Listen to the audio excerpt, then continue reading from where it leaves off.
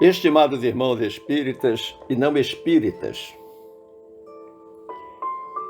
feliz é aquele que escuta a palavra do Senhor. Mais feliz ainda é aquele que a coloca em prática diariamente. Refletiremos hoje sobre a necessidade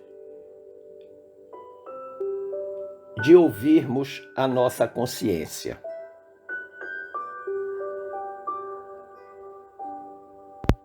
E essa reflexão está baseada num capítulo intitulado Ouve a Consciência, da Lavra Mediúnica de Emmanuel e Chico Xavier, e que está lá na página 14 da obra mediúnica Caminho Iluminado. Mas inicialmente devemos refletir, devemos pensar sobre o que entendemos por consciência. Do ponto de vista dicionarista, consciência é sentimento ou conhecimento que permite ao ser humano vivenciar, experimentar ou compreender aspectos ou a totalidade de seu mundo interior. Um outro significado de consciência é o de ser sentido ou percepção que o ser humano possui do que é moralmente certo ou errado em atos e motivos individuais. Se nós combinarmos os dois sentidos do dicionário, nós encontraremos a mais ampla repercussão nos postulados da doutrina dos espíritos.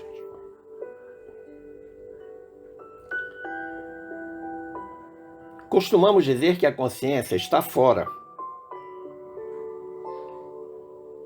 no sentido de que ela é uma estrutura que, mesmo fazendo parte de nós, ela não é intrinsecamente vinculada à mente. Que muitos pensam que ela está vinculada aos processos neuronais do cérebro, especialmente na área da memória. A realidade ela é muito mais que isso.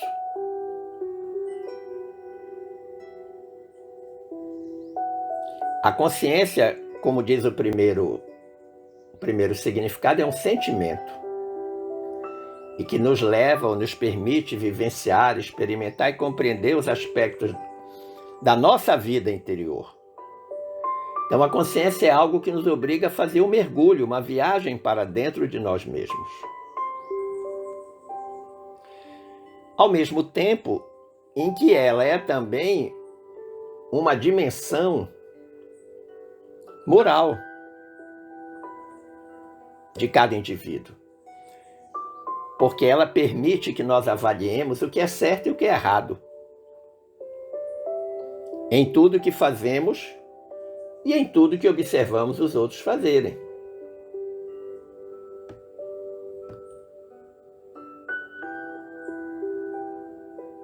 Para nós refletirmos sobre esse assunto, como eu disse anteriormente, nós vamos examinar o capítulo Ouve a Consciência, da obra Caminho Iluminado, que está lá na página 14 desse livro de natureza mediúnica de Emmanuel e Chico Xavier. Mas nós vamos usar uma estratégia de avaliação de cada parágrafo do texto, sempre confrontando esse parágrafo com outras obras espíritas, especialmente da codificação espírita, no sentido de deixarmos o mais claro possível o entendimento sobre o que nos diz o benfeitor Emmanuel. Ele começa dizendo: ouve a consciência que te impele ao dever e não te perturbes. Duas ações bem distintas. Primeiro, ouvir a consciência. Segundo, não se perturbar.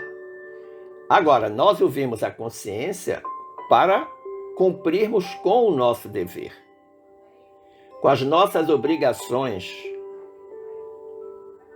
morais, espirituais, materiais. Mas nós vamos aqui pensar no dever enquanto obrigação moral. E aí vale a pena, então, nós irmos lá no Evangelho segundo o Espiritismo, no capítulo 17, intitulado Sede Perfeitos, e lermos o item 7 das Instruções dos Espíritos, trazida pelo Espírito Lázaro em Paris no ano de 1863. Lázaro diz: o dever é a obrigação moral da criatura para consigo mesmo, primeiro, e em seguida para com os outros. Interessante que ele coloca esse dever, essa obrigação que nós temos que ter, inicialmente conosco mesmo. Sim, porque se eu não tiver o dever para comigo, obrigações para comigo, como é que eu vou ter para com os outros? E ele diz mais, Lázaro: o dever é a lei da vida, ou seja, todos nós estamos submetidos a uma série de obrigações que fazem parte da nossa experiência vivencial. Ele diz: com ele nos deparamos nas mais ínfimas particularidades, como nos atos mais elevados. Então ele coloca dois extremos. Desde as coisas mais simples até as coisas mais complexas,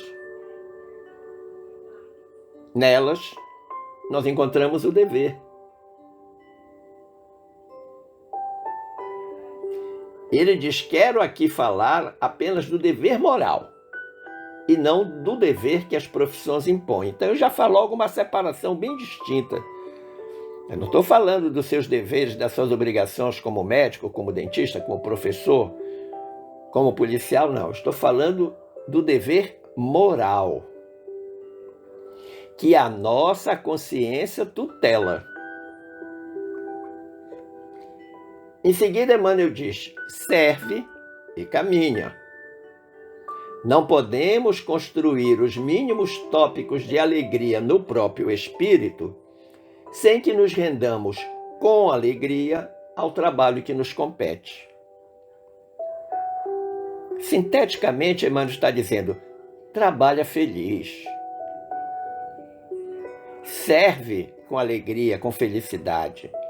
Muitas pessoas fazem do trabalho algo muito pesado, uma caixinha de sofrimentos. Sentem-se compelidos, obrigados a trabalhar, a servir a si mesmo pelo trabalho profissional e muitas vezes reclamam de precisar servir aos outros como dever moral, espiritual.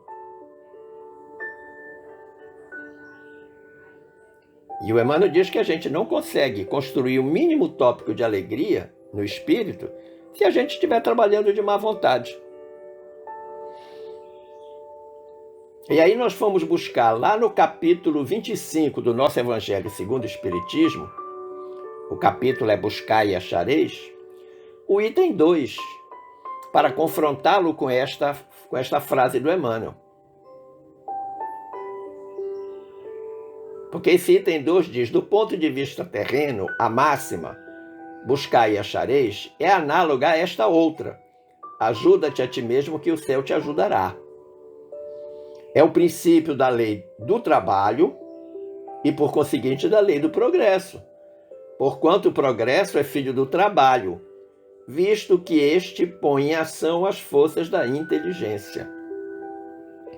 Então, quando a gente serve e vai seguindo adiante na senda da vida, como diz o Emmanuel, serve e caminha, nós estamos simultaneamente atendendo à lei do trabalho, que é uma das leis morais previstas na parte terceira de O Livro dos Espíritos, como também a lei do progresso.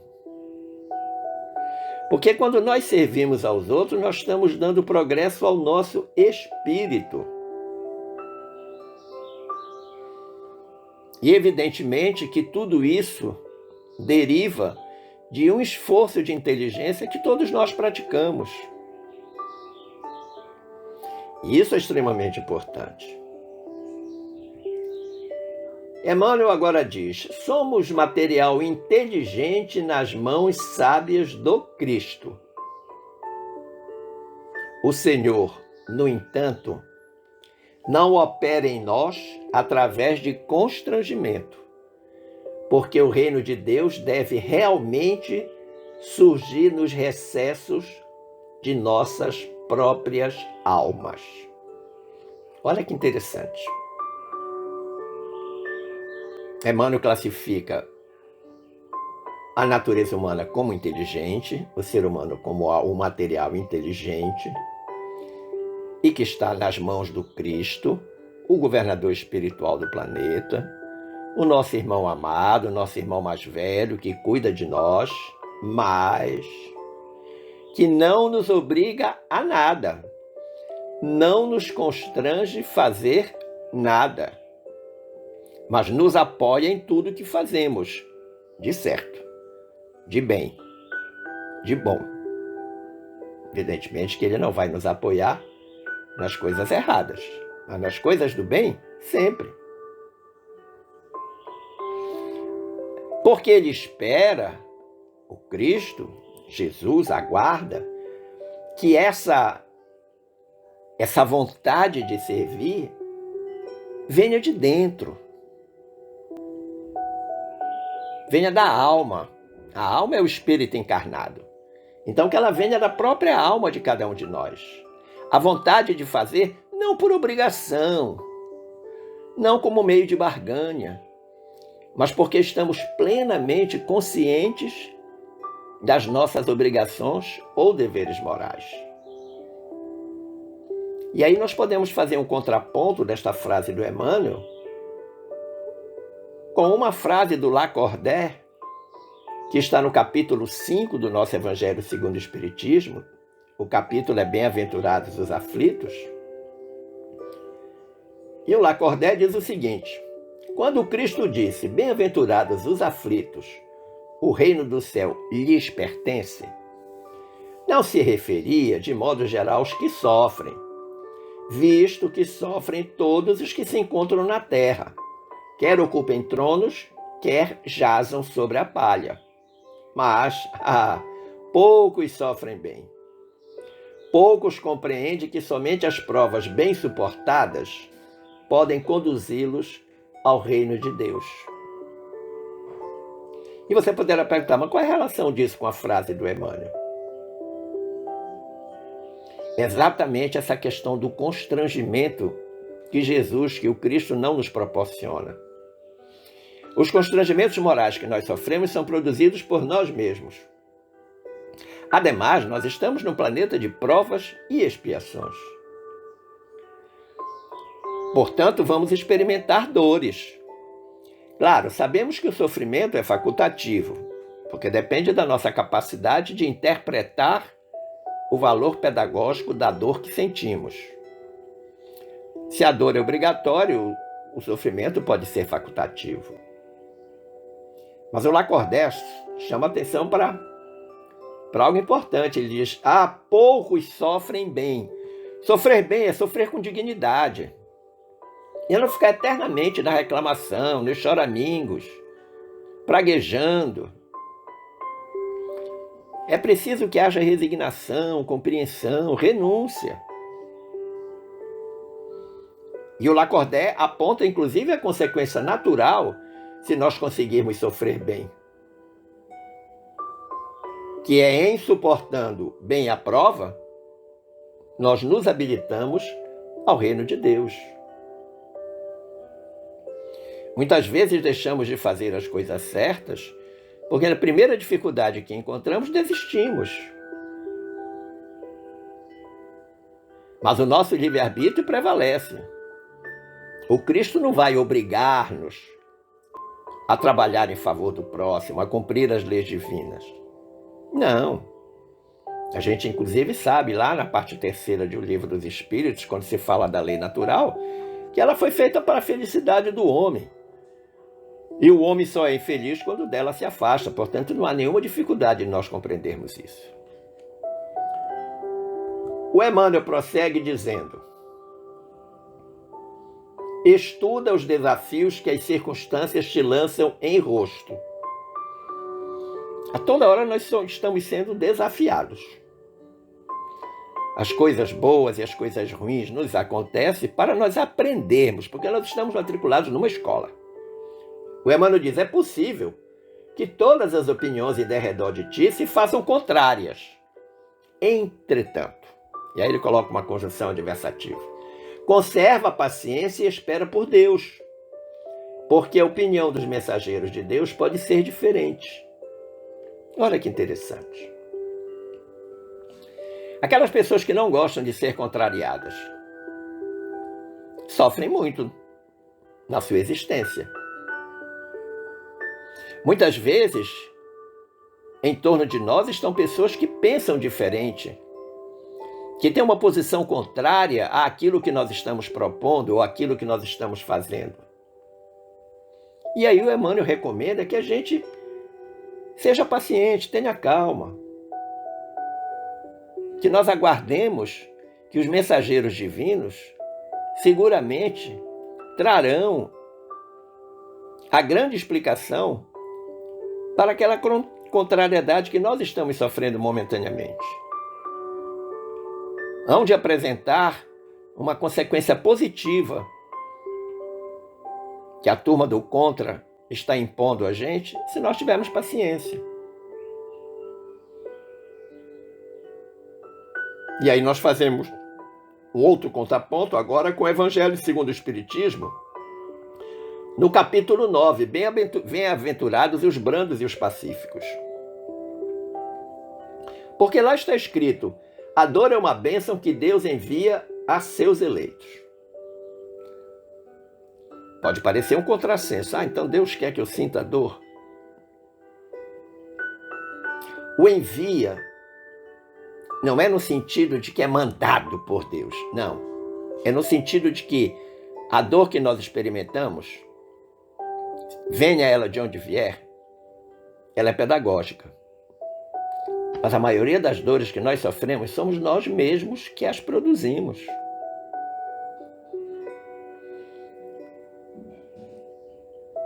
E aí os espíritos no Evangelho continuaram dizendo: não vos aflijais, pois, quando sofredes. Sofrei com dignidade, com paciência, com resignação. Antes, bendizei o Deus Todo-Onipotente, que pela dor neste mundo vos marcou para a glória no céu.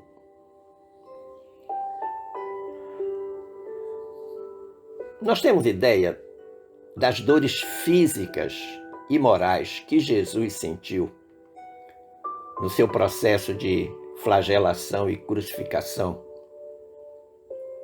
Será que nós conseguimos alcançar? Quantas vezes nós já vimos filmes que retratam a paixão de Jesus?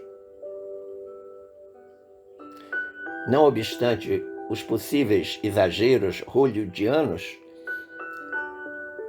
mas ele sofreu muito. Sofreu a dor física, mas sofreu a dor moral. Mas nem por isso ele perdeu a sensibilidade, o amor, o carinho pelas pessoas.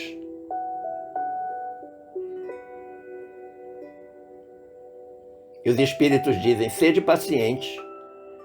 A paciência também é uma caridade, e deveis praticar a lei de caridade ensinada pelo Cristo, enviado de Deus. Então a paciência é uma forma de caridade importantíssima na vivência nossa de cada dia. Diz o Emmanuel: amar sem exigir compensação. E aí a gente recorda uma frase de Jesus, que a vossa mão esquerda não saiba o que dá a vossa mão direita. O Emmanuel diz ainda: colaborar para o bem nos lugares onde o mal se nos afigure solidamente instalado. Aguardar sempre o melhor, ainda mesmo nas piores situações. Amar sem exigir compensação. Todos nós fazemos isso? Ou nós sempre estamos esperando algo daqueles a quem servimos? Especialmente no núcleo familiar. Colaborar para o bem nos lugares onde o mal se nos afigure solidamente instalado. Ou seja, a nossa influência benéfica naqueles lugares dominado pelas trevas da ignorância, da maldade. Colaborar. E a melhor forma de colaboração é na prestação do serviço, da caridade, nos bons exemplos que nós possamos dar. Quando Emmanuel diz aguardar sempre o melhor, ele está mandando um recado de otimismo. Que ele diz, ainda mesmo nas piores situações, mesmo quando tudo estiver, na sua opinião, praticamente perdido, não perca a esperança, não perca a fé.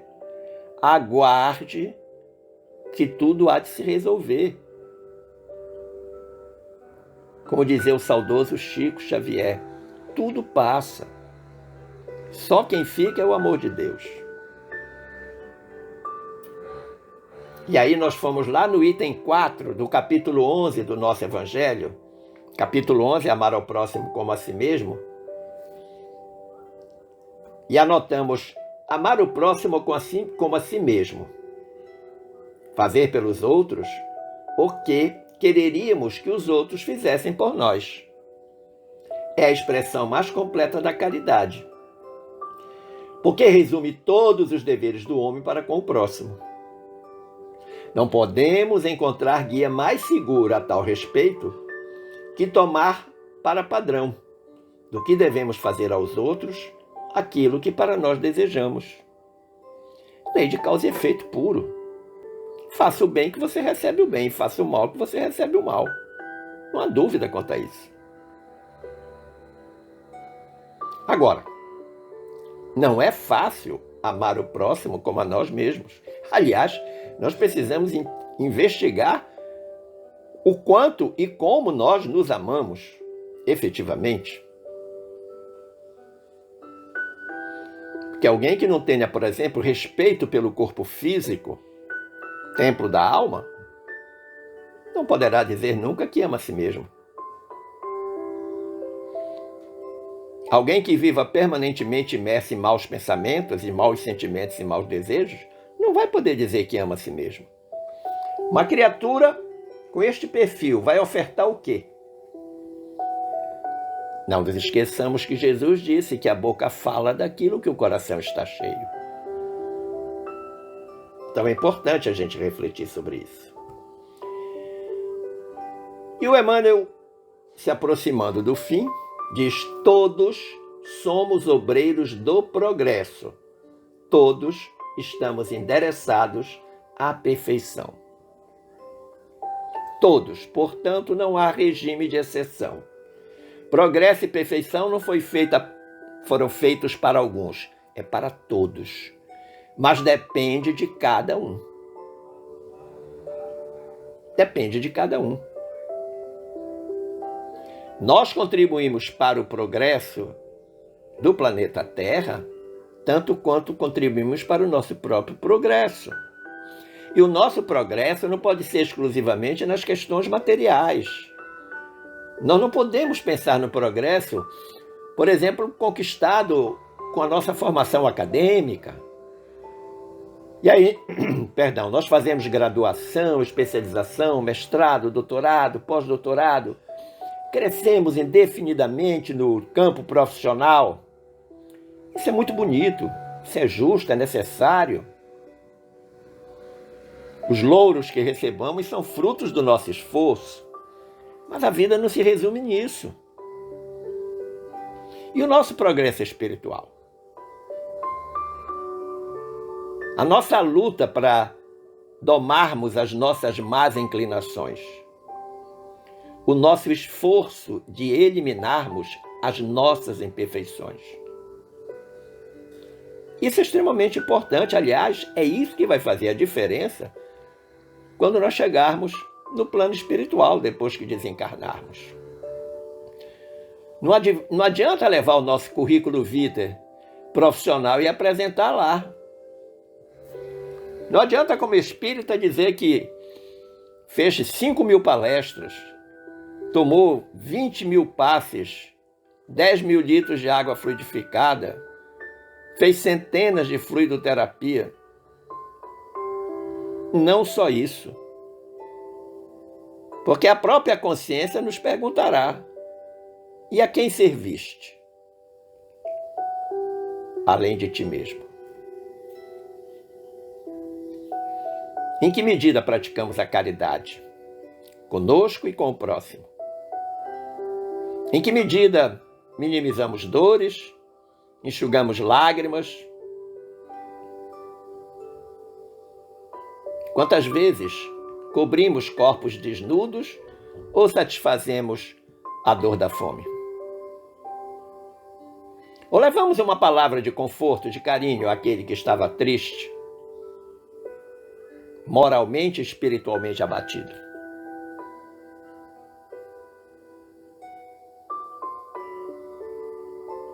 No capítulo 17 do nosso Evangelho, Sede Perfeitos, o item 4 tem tudo a ver com esta frase do Emmanuel. Porque lá está dito em que consiste essa perfeição. Jesus o disse: em amarmos os nossos inimigos, em fazermos o bem aos que nos odeiam, em orarmos pelos que nos perseguem. Olha que é uma trilogia desafiadora. Amar os inimigos, fazer o bem para quem nos odeia e orar por aqueles que nos perseguem. Isso é um desafio imenso do ponto de vista da evolução do espírito. Mas é um caminho seguro para se chegar à perfeição, para progredirmos. E lá no Evangelho, disseram os Espíritos, mostra a ele desse modo, Jesus, que a essência da perfeição é a caridade na sua mais ampla acepção, porque implica a prática de todas as outras virtudes. Então, o carro-chefe é a caridade.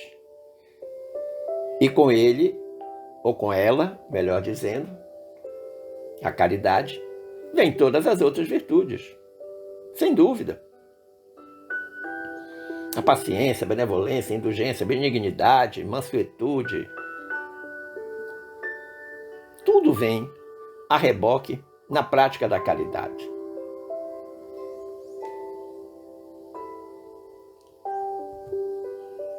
E finalizando, eu queria apenas relembrar que na questão 621 de O Livro dos Espíritos, Kardec perguntou: onde está escrita a lei de Deus? E os espíritos responderam: na consciência. Portanto, meu amigo, minha amiga, creia-me, é extremamente necessário que nós ouçamos a nossa consciência. A dimensão moral de cada um de nós. Especialmente sabendo que é nela que está inscrita a lei de Deus. Agradecendo o carinho da sua atenção, as boas vibrações emanadas, eu desejo que fiquemos todos em paz com Jesus. Um forte abraço.